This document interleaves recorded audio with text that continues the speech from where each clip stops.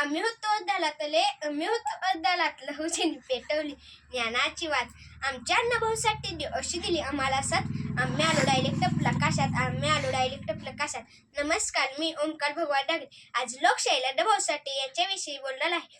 समाजात जगण्यासाठी दिले जडी अभिवादाचे स्तर, समाजात जगण्यासाठी दिले जडी अभिवादाचे स्तर.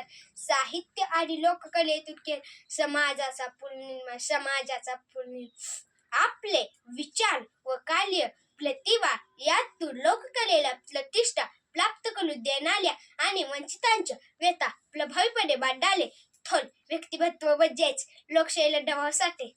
दगडालाही पाजल फुटला वाला हिशात झाला. 1 ऑगस्टला मातंग समाजाचा वाघ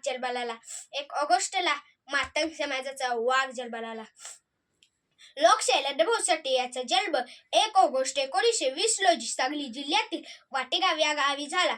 त्यांचे पूर्ण नाव तुकाराम भाऊराव साठे असे होते. त्याच्या वडिलांचे नाव भाऊराव साठे व त्याच्या आईचे नाव वालुबाई साठे असे होते. गरीब व भेदभावामुळे त्यांना शिक्षता आले नाही. ते वडिलांबरोबर मुंबईत आले. तेथे त्यांनी मिळते काम केले. जगण्यासाठी खूप संघर्ष करावा लागला, पण ते खचले नाही. नैराश्य हे तलवारीवर सचलेल्या धुलीसारखे असते. धूल झटकली का तलवार पुन्हा धालोधाल बनते, अशी त्यांची विचारसरणी होती. शाळा न शिकताही त्यांनी आपल्या लेखणीतून प्रचंड कामगिरी केली. त्याचा लोकशाहीर म्हणून नाव लौकिक झाला.